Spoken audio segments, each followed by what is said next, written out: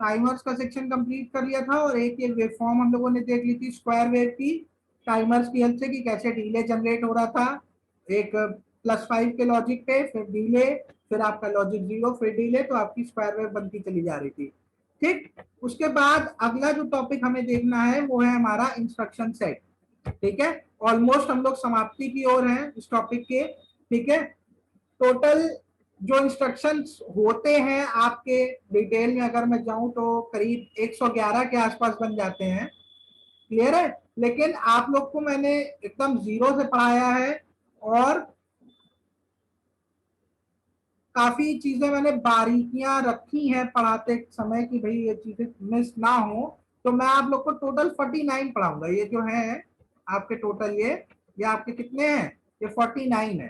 ठीक है, जहां तक मुझे ध्यान है 49 है। तो मैं आपको 49 पढ़ाऊंगा और धीरे धीरे प्रैक्टिस करते करते आपको चीजें क्लियर हो जाएंगी कि ये 49 से ही आपके टोटल 111 112 बन जाते हैं। क्लियर है, चलो तो आज हम लोग इसको देखना शुरू करते हैं। वन बाय वन हम लोग देखेंगे और समझने की कोशिश करेंगे।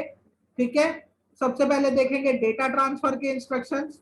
ठीक है, जो हमारे टोटल इंस्ट्रक्शंस होते हैं, जितने भी इंस्ट्रक्शन सेट हम लोग यूज करते हैं, टोटल आपके 5 पार्ट में डिवाइडेड रहते हैं। एक डेटा ट्रांसफर, एक एरिथमेटिक, एक आपका लॉजिकल, फिर आपका बूलियन, फिर आपकी प्रोग्राम ब्रांचिंग या लूपिंग जिसको कहते हैं, लूप्स में हम लोग यूज करते हैं। ये चीजें हम लोग देखेंगे। ठीक है, ब्रांचिंग और लूपिंग वाला इंस्ट्रक्शन। ठीक, ये सारी चीजें हम लोग देखेंगे बारी बारी। क्लियर है, बात की जाए डेटा ट्रांसफर की, तो सबसे ज्यादा अगर आप फेमिलियर किसी इंस्ट्रक्शन सेट से हैं तो वो है आप डेटा ट्रांसफर से। ठीक है, चाहे आप सबसे ज्यादा आपने क्या देखा है, मूव देखा है और पुश और पॉप देखा हुआ है, इससे आप फेमिलियर है। तो अभी जब हम लोग इसको डिस्कस करेंगे तो आपको आइडिया लग जाएगा। इनफैक्ट हम लोग काफी डिस्कस कर चुके हैं तो ज्यादा डिटेल में नहीं जाएंगे, हम लोग बारी बारी एक एक देखते हैं कि क्या चीजें हैं। क्लियर है,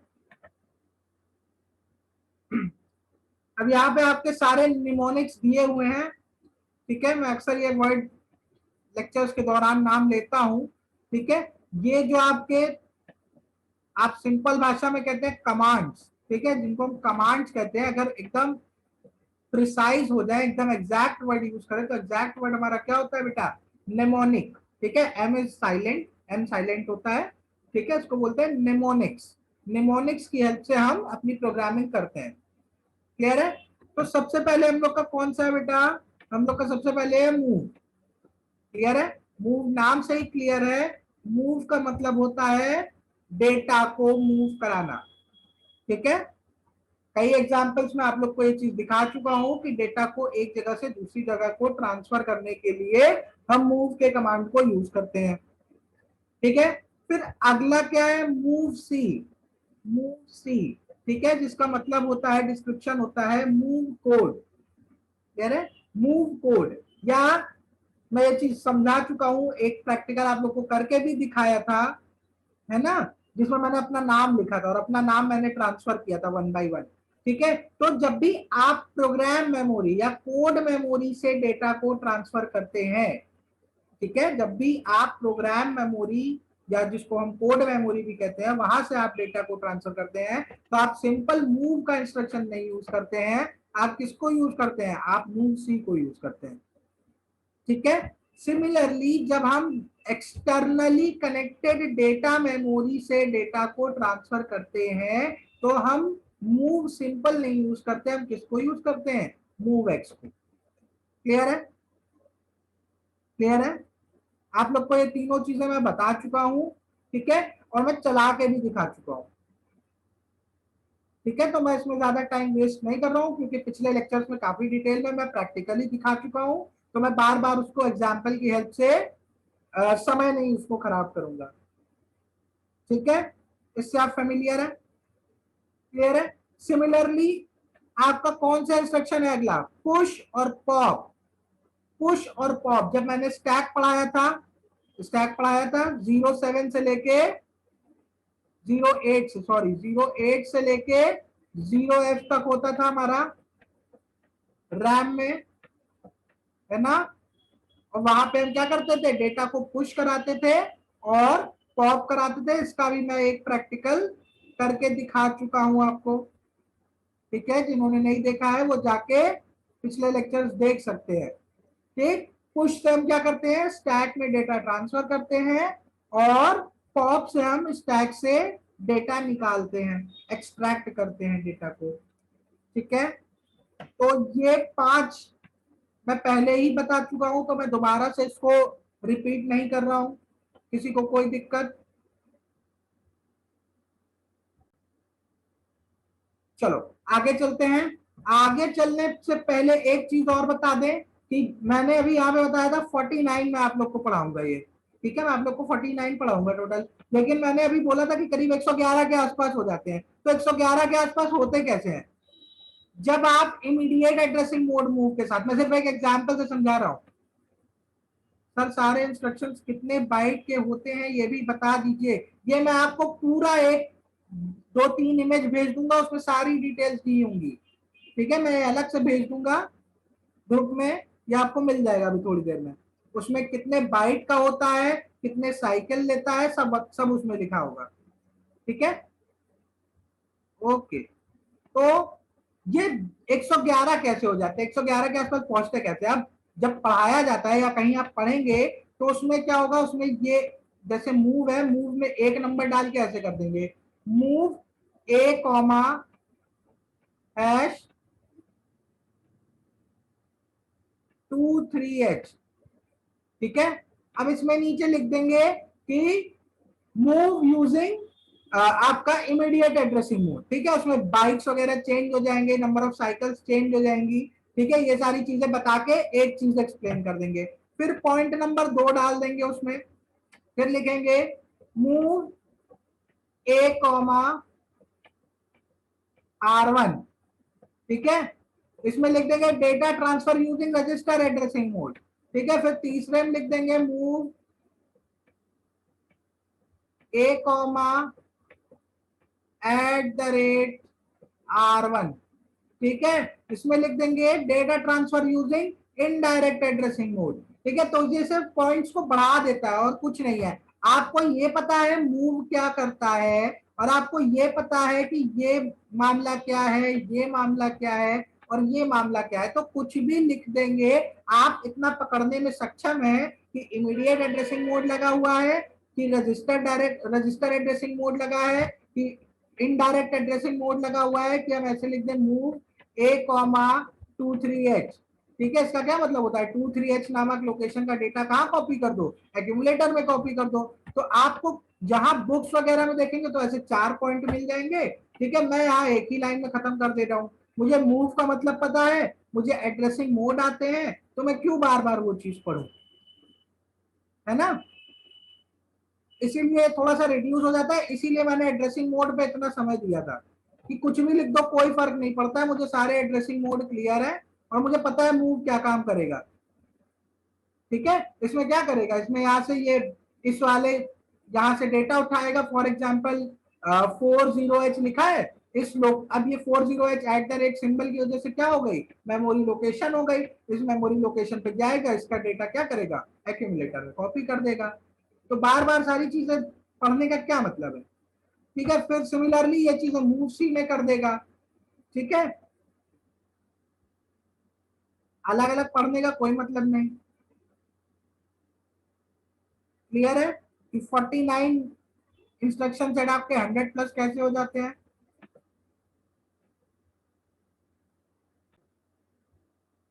कहीं पे भी अगर डाउट हो, अगर फ्यूचर में भी डाउट हो तो आप लोग पूछ सकते हैं, सच कोई प्रॉब्लम नहीं है। ठीक है, बट थोड़ा सा खुद से भी पढ़ने की कोशिश करिएगा। चलिए, ये सारी चीजें मैंने यहाँ पे लिख दी हैं कि मूव इंस्ट्रक्शन क्या करता है कि दो स्पेसिफाइड ऑपरेंड्स के बीच में आपका डेटा को ट्रांसफर करता है। मूव सी आपका क्या करता है, मूव सी आपका कोड मेमोरी से जाता है, और मूव एक्स आपका एक्सटर्नल डेटा मेमोरी से डेटा को कॉपी करता है। ठीक है, ये सारी चीजें मैंने थ्योरी पार्ट में लिख दी। ठीक, सिमिलरली आपका पुश और पॉप है। ठीक है, पुश से क्या करते हैं, आप स्टैक पॉइंटर पे जाते हैं, SP+1, फिर डेटा को ट्रांसफर कर देते हैं। ठीक है, पॉप में क्या करते हैं, पहले डेटा बाहर आएगा, ठीक है, फिर स्टैक पॉइंटर -1 हो जाएगा, यही प्रोसेस थी स्टैक पॉइंटर की। पुश और पॉप मैंने बहुत डिटेल में आप लोग को पढ़ाया था। ठीक है, आगे चला जाए। अब ये मेन मामला है, ठीक है, XCHD और XCH मतलब इसको कहते हैं एक्सचेंज। ठीक है, XCH को बोला जाता है एक्सचेंज। ठीक है, और इसको बोलते हैं एक्सचेंज डिजिट। ठीक है, कायदे से तो XCH और XCHD पढ़ा जाता है, बट अगर थोड़ा डिटेल में अगर कोई नाम लेना चाहता है तो यही नाम लिया जाता है जनरली बोलचाल की भाषा में। ठीक है, XCH क्या करता है बेटा? XCH सबसे पहले देख लें। XCH instruction loads the accumulator with the byte value of the specified operand while simultaneously storing the previous contents of the accumulator in the specified operand। मतलब सीधी बात है, XCH किसके साथ लगेगा बेटा? अगर XCH का कमांड लगा है तो एक्यूमुलेटर तो कंफर्म होगा। ठीक है, एक्यूमुलेटर होगा और साथ में आपके जो भी आप ऑपरेंड लगा रहे होगे, ऑपरेंड मतलब आपने फॉर एग्जांपल ले लिया R0। ठीक है, फॉर एग्जांपल ले लिया आपने R0। ठीक, तो R0 का मतलब क्या हो गया बेटा? जो R0 का कंटेंट है वो कहां आ जाएगा बच्चे? वो आ जाएगा एक्यूमुलेटर में, और एक्यूमुलेटर का कंटेंट कहां आ जाएगा बेटा? R0 में। ठीक है, एक्सचेंज का मतलब ही है अदला बदली। ठीक है, एक्सचेंज का कमांड लगाया, निमोनिक लगाया, मतलब जो मेरे पास है वो आप रख लो, जो आपके पास है वो मुझे दे दो। ठीक है, एक्सचेंज क्लियर है? अभी देखता हूं अगर मेरे पास लिखा होगा प्रोग्राम, शायद मैंने लिख रखा है आप लोग के लिए, तो मैं आपको अभी चला के भी दिखा दूंगा। ठीक है, एक्सचेंज क्लियर है? एक्सचेंज में मुझे नहीं लगता कोई डाउट होगा।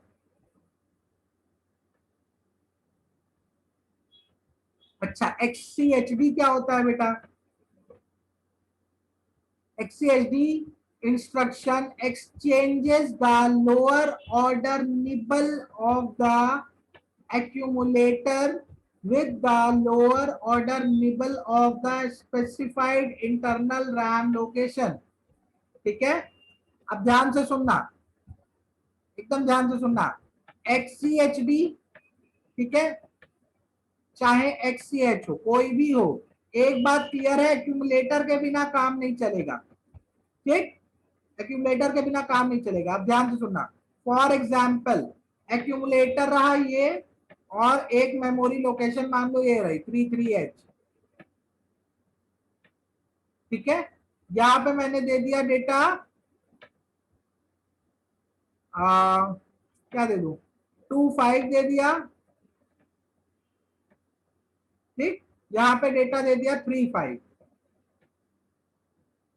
ठीक है, XCH में क्या होगा? अगर मैं XCH लगाऊंगा तो एक्यूमुलेटर में क्या होगा? एक्यूमुलेटर में 35 आ जाएगा और 33H वाली लोकेशन पे 25 चला जाएगा। ठीक है, लेकिन जब मैं XCHD लगाऊंगा, ठीक है, XCHD लगाऊंगा तो क्या होगा? XCHD में बेटा क्या होता है, जो लोअर निबल, निबल मैंने बताया है 4 बिट का एक निबल होता है और 8 बिट का आपका एक बाइट होता है। तो लोअर निबल की अगर मैं बात करूं तो आपका, अगर मैं 35 की बात करूं, क्या था डेटा? 25 था, सॉरी, एक्यूमुलेटर में 25 था और 33H पे आपका क्या था? 35। ठीक है, तो एक्यूमुलेटर में मेरा एक्चुअली डेटा है क्या? 0 0 1 0 और 5 का क्या हो जाएगा? 0 1 0 1। ठीक है, सिमिलरली यहाँ पे क्या हो जाएगा? 0 0 1 1। ठीक है, और 0 1 0 1, यही होगा बेटा, है ना? ये आपका 33H वाली पे है और ये आपका एक्यूमुलेटर में डेटा है। ठीक है, तो लोअर निबल, लोअर निबल क्या होगा बेटा? ये वाला पोर्शन। ठीक है, लोअर निबल ये होगा। ठीक है, और हायर निबल कौन सा है? ये वाला। ठीक, तो लोअर निबल का मतलब है 5। ठीक है, लोअर निबल आपस में एक्सचेंज हो जाएंगे आपके XCHD के केस में। ठीक है, एक्सचेंज तो सिंपल है आपका, आपस में पूरा पूरा डेटा बदल गया। लेकिन XCHD में क्या होगा बेटा, इसको मैं 36 कर देता हूँ। अच्छा एक काम करता हूँ, इसको मैं 36 कर देता हूँ। ठीक है, अगर XCHD लगा होगा तो आपका लोअर निबल बदलेगा, पूरा डेटा नहीं बदलेगा, आपका लोअर निबल आपस में चेंज हो जाएगा। मतलब अगर यहाँ पे 25 और यहाँ पे 36 है तो XCHD लगाने के बाद क्या होगा बेटा, यहाँ पे 26 आ जाएगा और यहाँ पे क्या आ जाएगा बेटा, यहाँ पे 35 आ जाएगा। ठीक है, XCH में पूरा डेटा आपस में एक्सचेंज हो जाएगा और XCHD में आपका लोअर निबल आपस में एक्सचेंज होता है। ठीक है, ये डिफरेंस है। ठीक है, एक्यूमुलेटर का रोल दोनों में रहेगा, बिना एक्यूमुलेटर की हेल्प से आप XCH और XCHD नहीं लगा पाएंगे। पहली बात, यहां तक क्लियर है तो बताओ, तो फिर आगे की बात करें।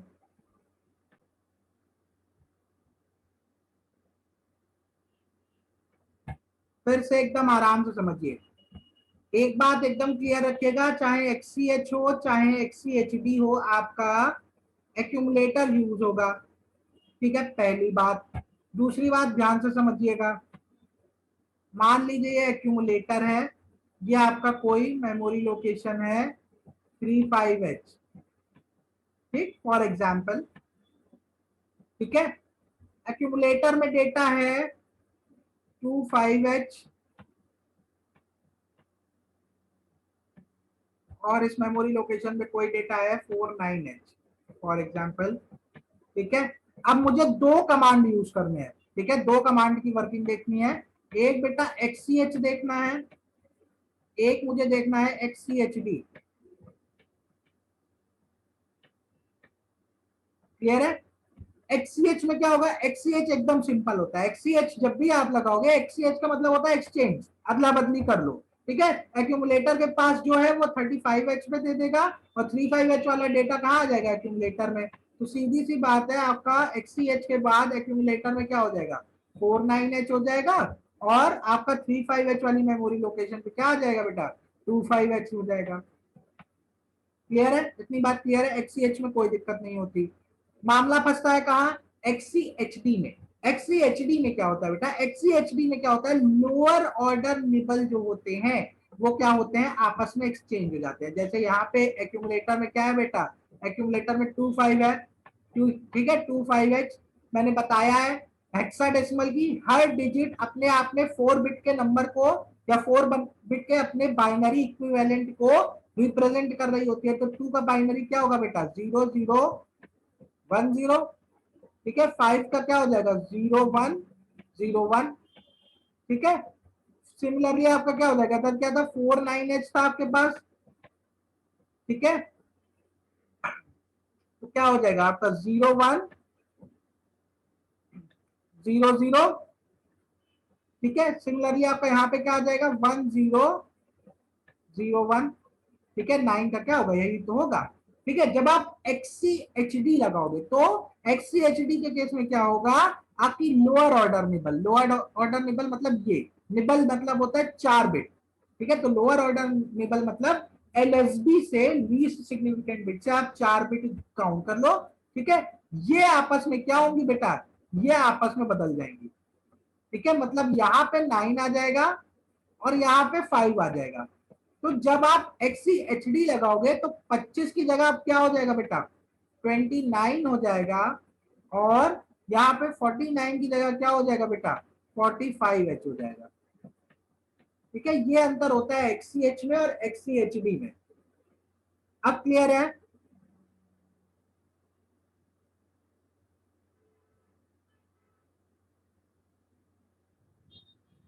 ठीक है, अब एक बात तो मैंने बताई थी कि एक्यूमुलेटर तो बेटा यूज होगा, कंफर्म यूज होगा।